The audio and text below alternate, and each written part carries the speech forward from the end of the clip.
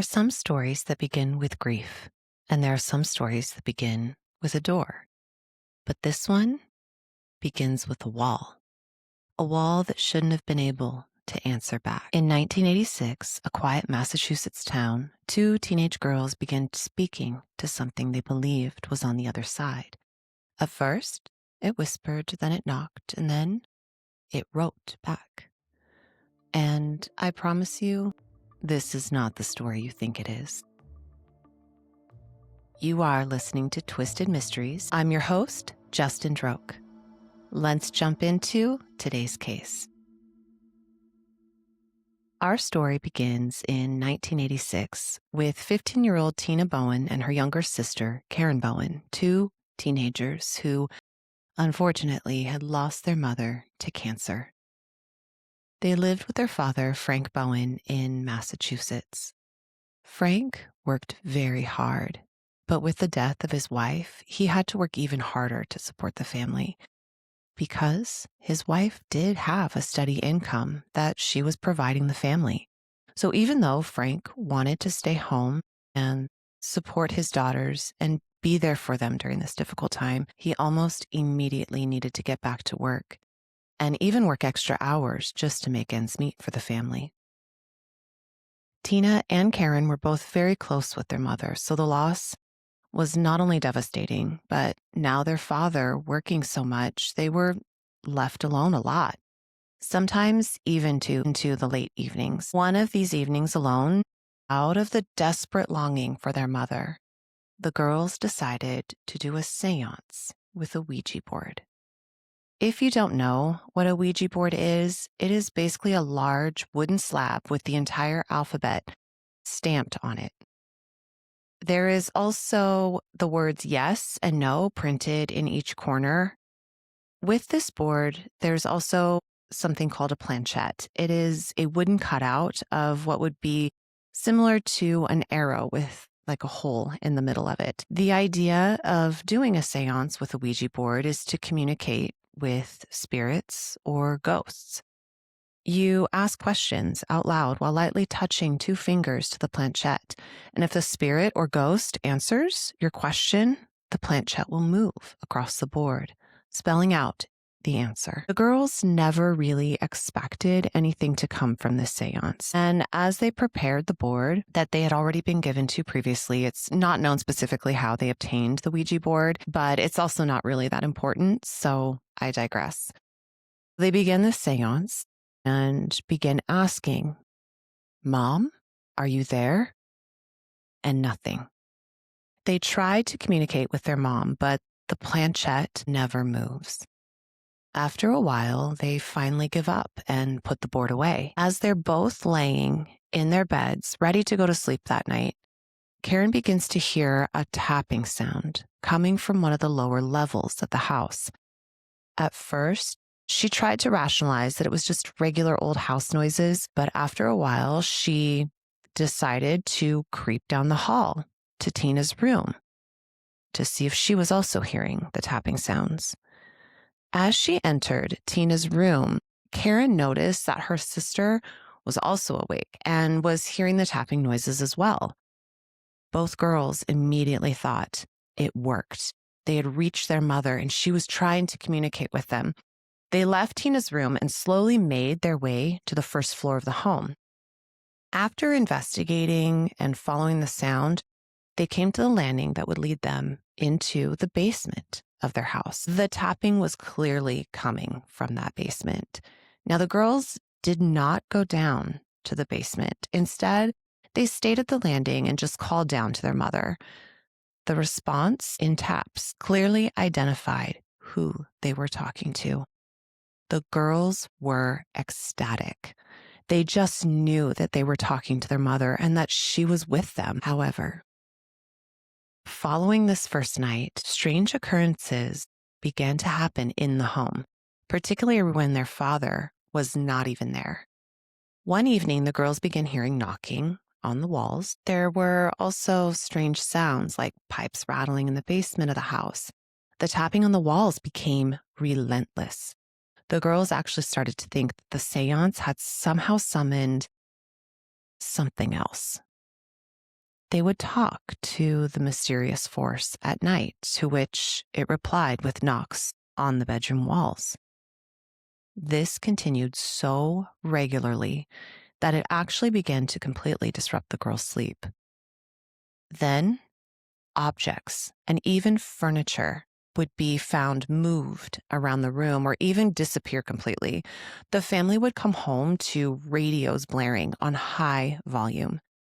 Eventually, the girls began to believe they were being haunted by an actual malevolent spirit or demon.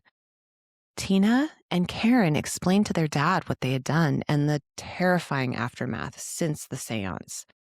Frank, however, didn't believe them. He was kind and understanding to them, assuring them that their mother would always be there with them. But he secretly thought that the girls were experiencing some sort of shared delusion as a way to deal with the passing of their mother.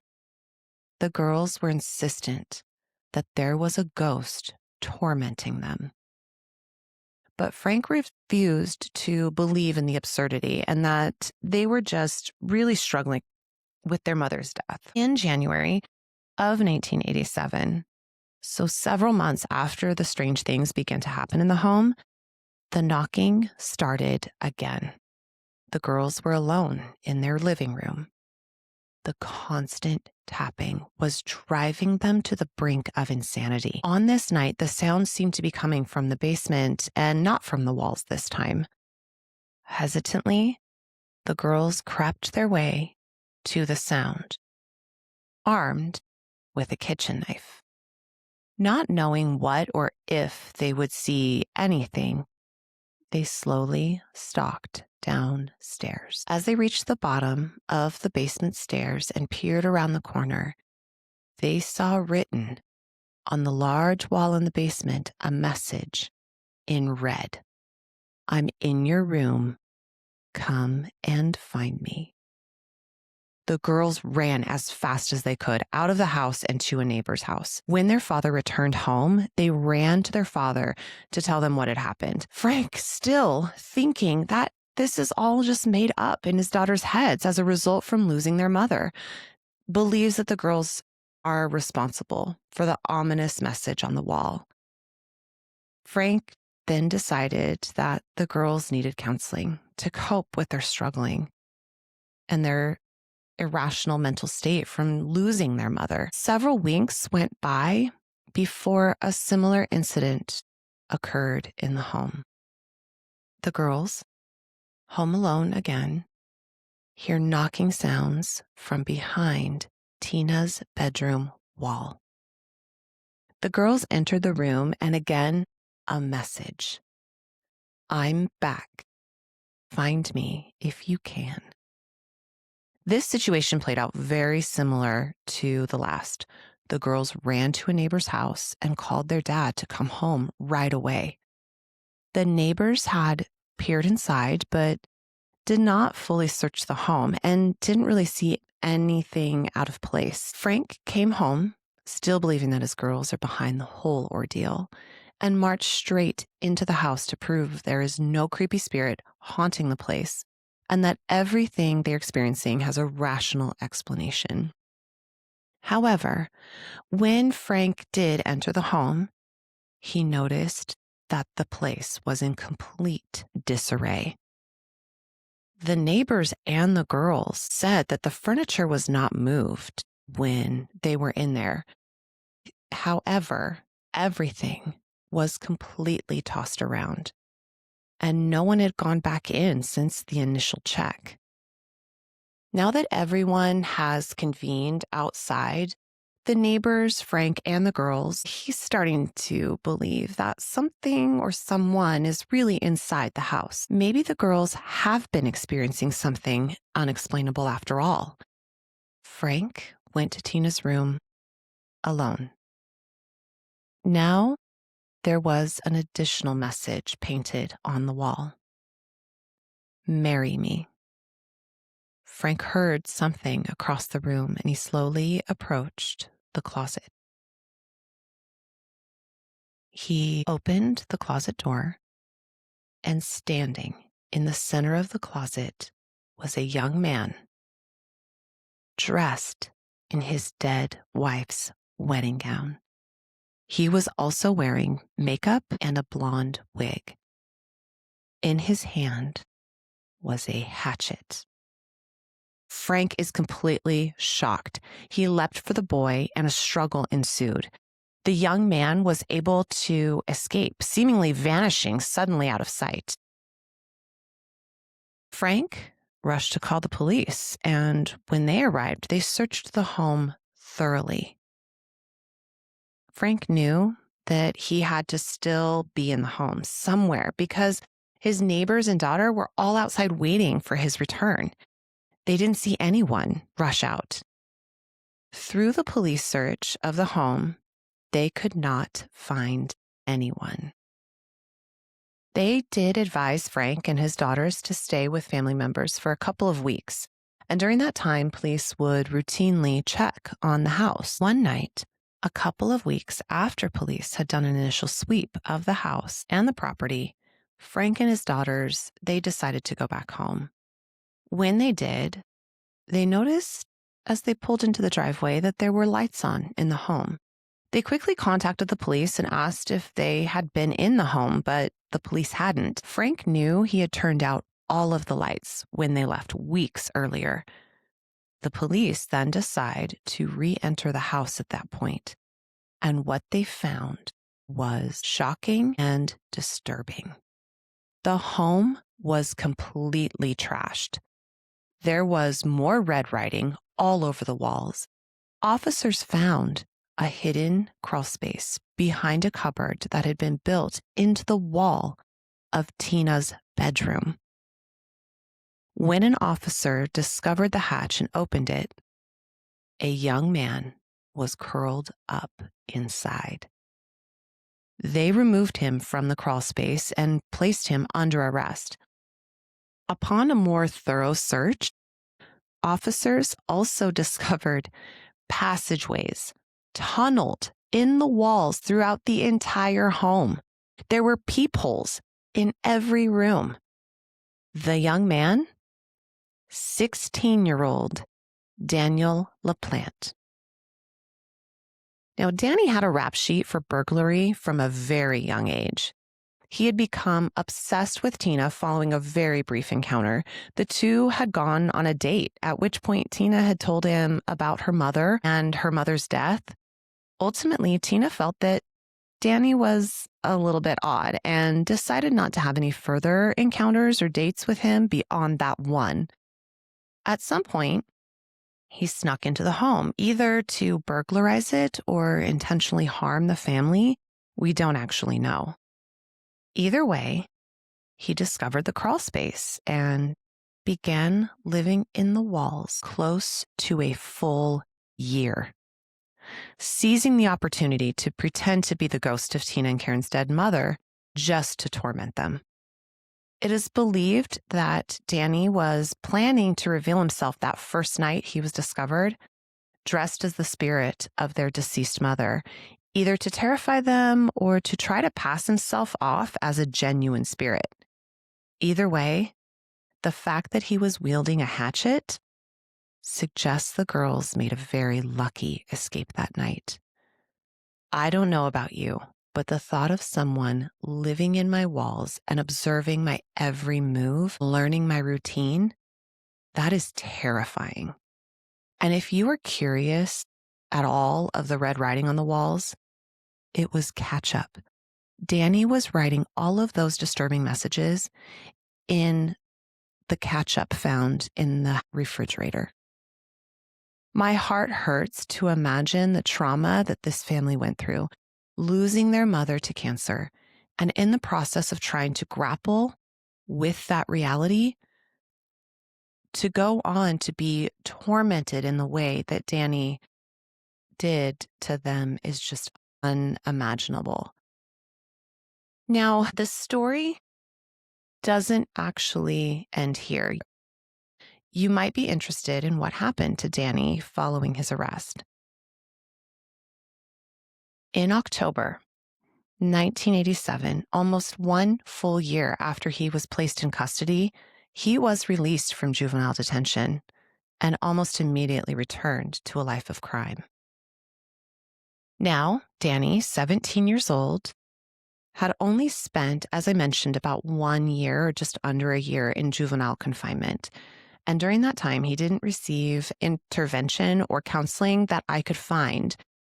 And within weeks of his release, he was back to breaking into homes again. Investigators would later identify a pattern to Danny's behavior. He was able to make entry into the homes without force. There was minimal disturbance to the home, and Danny liked to spend time inside, not just stealing, but also observing the family. He didn't just burglarize homes, he studied them. He learned the routines within the household. He knew exactly when a house would be most vulnerable. Fast forward to 1 month later, November 1987. Danny armed himself with 2 handguns that he had stolen during a break-in at another home. And that's the shift from intrusion to control. On December 1st of that same year, 1987, the home of the Gustafson family was quiet. Inside was Priscilla Gustafson, 33-year-old mother of 2 and now pregnant with her 3rd child. At home with her was her 5-year-old son, William, and 8-year-old daughter, Abigail. Her husband, Andrew, was at work. At some point that day, Danny LaPlante entered the home. There was no forced entry into that home, which tells investigators that he must have felt pretty comfortable there, possibly inside the home previously. This was not a chaotic break-in. It was contained and deliberate. Priscilla was confronted first, and evidence suggests that she had been restrained. There was a sock with saliva found at the scene, indicating it had been used as a possible gag. There were also pantyhose that were believed to be used as bonds for her hands and feet. The children were still in the home, which means they were present for part of what followed. There are no signs of prolonged struggle across multiple rooms, no evidence of a panic chase. He was obviously able to maintain compliance from all 3 of them, probably using fear as a means to keep them under his control. Now I'm going to dive into a pretty brutal crime scene, so viewer and listener discretion, please be advised. Daniel claimed the lives of 4 people that day: Abigail, William, Priscilla, and her unborn baby. One location, minimal disruption beyond the immediate areas. And that matters to the case because it tells investigators that this wasn't impulsive. He had time. Priscilla Gustafson was killed inside of her master bedroom. She was found on her bed, and she died as a result of 2 shots at close range with a .22 caliber firearm. The shots were fired through a pillow that lay on the top of her head. Police also found a nearly full bottle of beer that apparently had been taken from the Gustafson refrigerator. In the kitchen wastebasket, police found several pieces of paper which were torn from the pages of a pornographic magazine. There was also semen found at the corner of the bed where Priscilla lay. The police found 5-year-old William face down in the tub located in an upstairs bathroom. The police also discovered Abigail's body, 8 years old, face down in the tub in a basement bathroom. The cause of death of both children was drowning. Additionally, Abigail suffered blunt force trauma to the head and strangulation marks on her neck. A mother and her children taken in a place designed for their safety. Andrew Gustafson returned home from work, and within moments, he knew something was wrong. The home quickly became a crime scene. The investigators began working to try and find the person that had nearly wiped out his entire family. Danny didn't disappear, because by then he had a pattern. break-ins with a fixation on entering lived-in spaces, going back to November 16th of 1987, just weeks before the murders. Someone had broke into the Gustafson home. Among other things, the thief took a cordless telephone, 2 cable television boxes, a cable television remote control device, and some coins from a Liberty silver dollar collection. Danny had placed the Gustafsons' cordless telephone and a cable box in his brother's tool cabinet. He told his brother that he was putting them there to prevent his parents from seeing them. At the time, Danny's brother also saw him with some silver coins similar to those reported missing from the Gustafson home a month earlier, including a Statue of Liberty coin in a box. He enjoyed remaining inside the home, watching. That history narrowed the field for investigators quickly.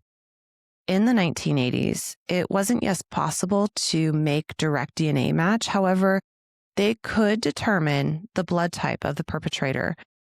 Investigators had discovered that Danny is type A. This is the same status as the semen that was left behind on the bed, and not the same status as Andrew, the husband. Physical evidence such as fibers collected at the scene would also reveal that Danny was not only present at the home, but close physical contact with all 3 victims. He wasn't unknown anymore. He was identifiable to investigators. 48 hours after the murders of the Gustafsons, Daniel was missing. This also raised red flags for police, even before the physical evidence at the crime scene had been processed in the lab. Search teams moved through surrounding areas. They had search dogs, checking abandoned spaces, structures, anywhere someone could hide in plain sight. Because that's what he had always done. Hides close, stays contained, waits. With the help of the tracker dogs, he was found in a dumpster between the Gustafson home and his parents' home.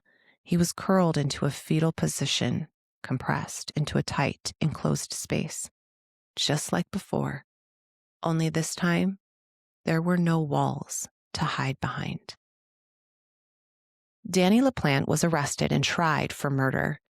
The evidence was overwhelming, and he was sentenced to 3 life terms in prison, 1 for each of his victims. There's no chance for parole.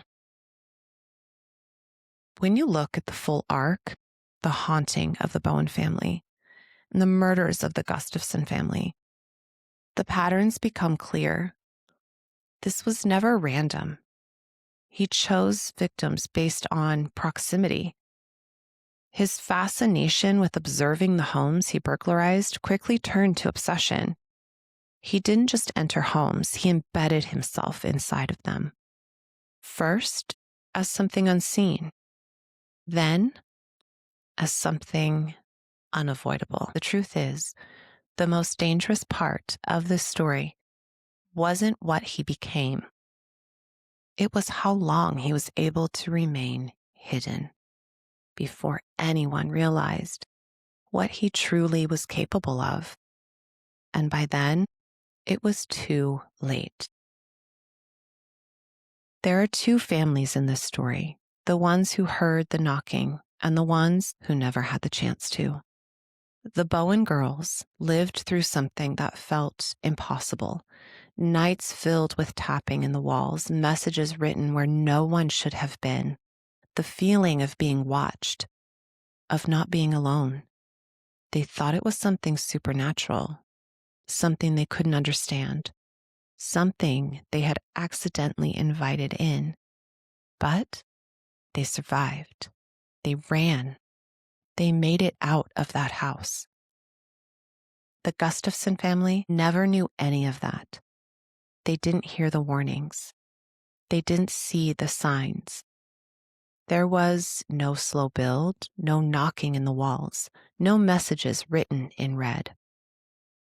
Just a normal day that quietly turned into something irreversible. And that's the difference.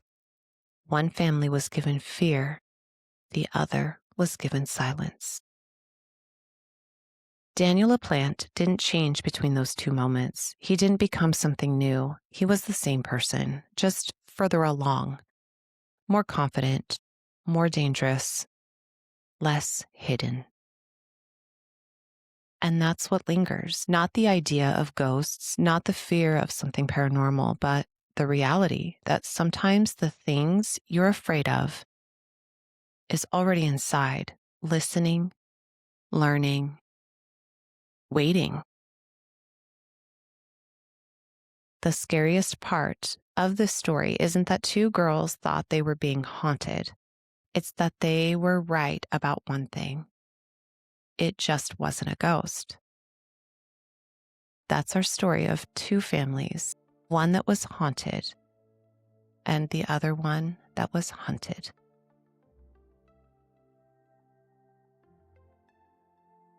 For episode photos and video links, please check out my Instagram. You can find me at twisted.mysteries. Please hit the like, follow, and share button, and also subscribe to my YouTube channel. You can find me at Twisted Mysteries 6. I would also like to mention that sometimes pseudonyms are used to protect the people involved, and some of the events may have been embellished or dramatized for entertainment purposes. But these are all true stories. Case sources for today include wikipedia.com, Justia Law, the Commonwealth v. Daniel LaPlante, Getty Images, thelineup.com, and joeturnerbooks.com. A book by Joe Turner, The Boy in the Walls, is scheduled to be released sometime in 2026, so be on the lookout for that. Until next time, stay twisted.